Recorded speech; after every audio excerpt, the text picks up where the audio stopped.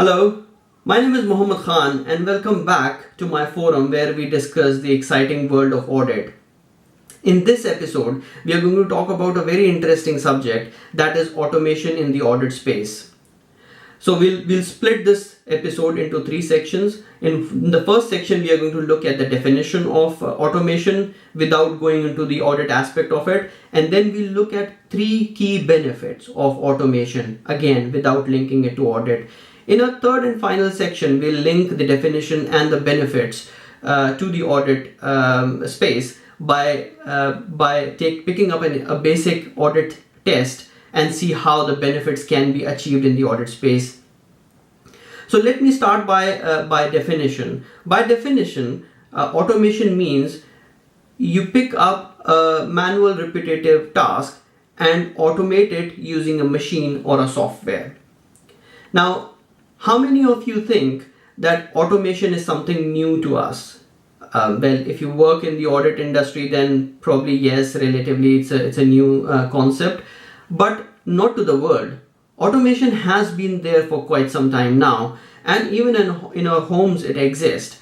So what I'm going to talk about is an example of a washing machine.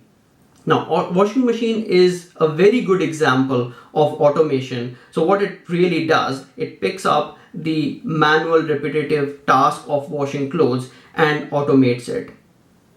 Now, let's look at the benefits of automation, again with the same example of a washing machine. So the first benefit is efficiency, and the way it brings efficiency to our lives is it takes up the burden of manually washing the clothes every day and spending that much time in doing so, and so that we can free up our time to spend in things that matter to us. For example, spending time with the family, friends, or putting time in your business so that you can progress, you can achieve something.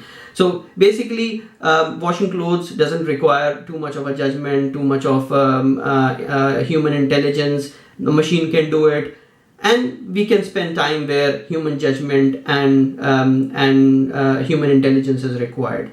So that's the first benefit. The second benefit is consistency. And when I say consistency, I mean that if a person is washing the clothes every day, the results may not be consistent. Someday you can put a little more detergent, less detergent. You can put hot water, cold water, warm water. So there can be so many things that can go wrong.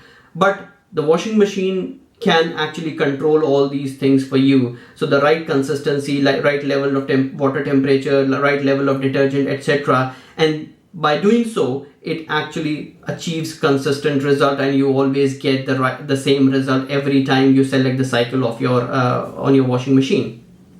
So the second benefit is consistency. Now the third benefit, which is actually innovation, is not directly related to a washing machine example. We'll talk about it more when we look at a real audit test. Now let's move on to the real audit test then, and start by taking the example or benefit of efficiency. Now let's take an example of a very simple audit test, which is reviewing the list of users to see who or which users have access to which functionalities in the application.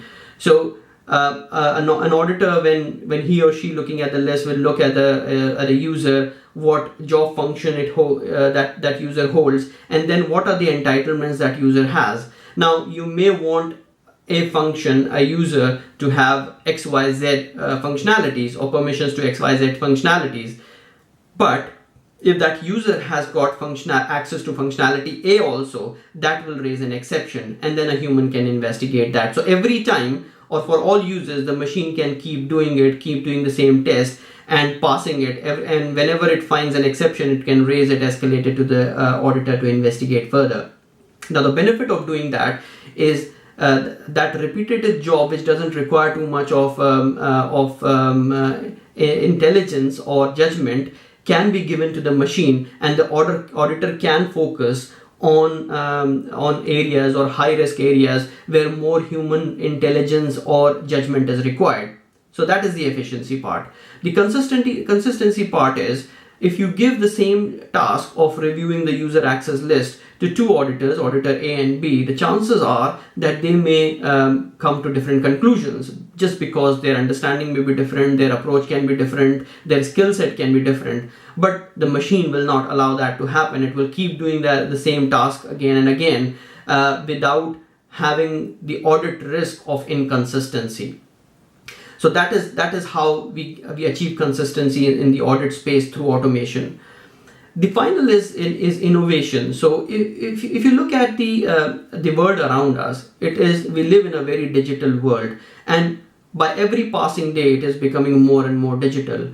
Now, if we are not changing the way we audit, then there is a risk that in future we may not be able to, or even now we may not be able to cope up with the complexity of the systems, and we may not be able to really understand or manage the large amount of data. So it's time to change our ways now and the way we do things, so that we can keep up with technology and we can use the same tools and technology which are used by the business to incorporate that in our audit processes to get their benefits.